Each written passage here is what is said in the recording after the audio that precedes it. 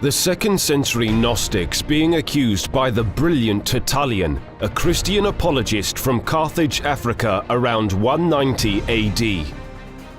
The words of Tertullian: "If there be any heresies which are bold enough to plant themselves in the midst of the apostolic age, that they may thereby seem to have been handed down by the apostles, we can say, let them produce the original records of their churches, let them unfold the roll of their bishops, running down in due succession from the beginning, to show, for his ordainer and predecessor, some of the apostles or of apostolic men, a man, moreover, who continued steadfast with the apostles.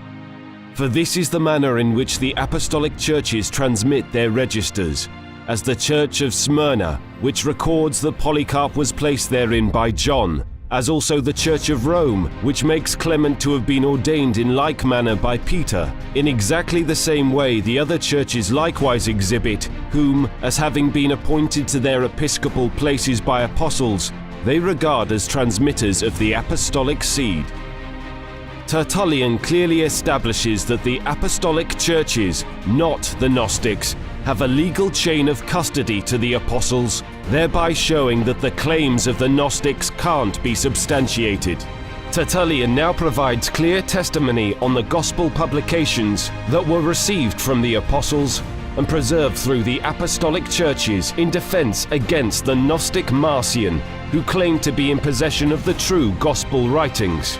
The words of Tertullian: "I pass on to give a proof of the gospel, laying down as our first position that the Evangelical Testament has apostles for its authors, and that which has come down from the apostles has been kept as a sacred deposit in the churches of the apostles. For the same authority of the apostolic churches will afford evidence to the other gospels, which we possess equally through their means and according to their usage.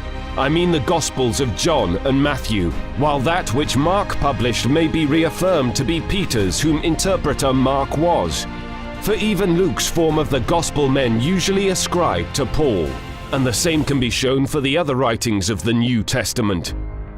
For although Marcion rejects the Apocalypse of John, we have St. John's foster churches, and the order of the bishops thereof, when traced up to their origin, will yet rest on John as their author.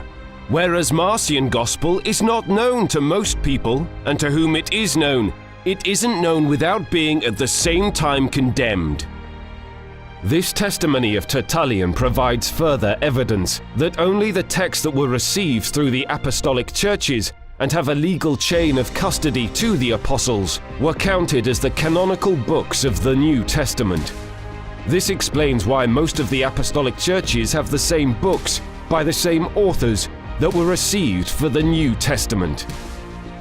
Now, we challenge Bart, Ehrman, James White and Daniel Wallace to please explain why they ignore the testimony of Tertullian, Irenaeus and other witnesses in the 1st and 2nd century on the criterion used by the apostolic churches in understanding how we got the books of the New Testament. For why should we reject all the texts received by the apostolic churches for texts of unknown provenance? Who wrote these texts? What are their origins? And were they ever read in apostolic churches?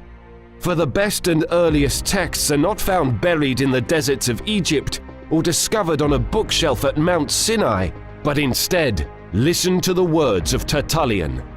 Run over to the apostolic churches, in which the very thrones of the apostles are still preeminent in their place, in which their own authentic writings are read, uttering the voice and representing the face of each of them severally.